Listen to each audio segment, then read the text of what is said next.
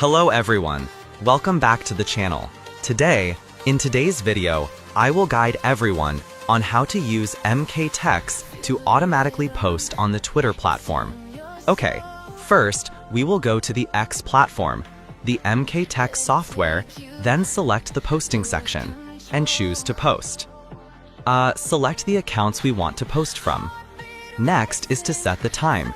Here we will set 30 to 40 seconds. Next is the content section. We will choose content uniform for all these accounts and select content, save it. Next is to allow duplicate content posting. Post, post. Duplicate content.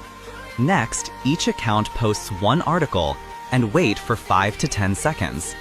Then, after that, we will click Start. The tool will automatically open and post for us. It's very simple and quick.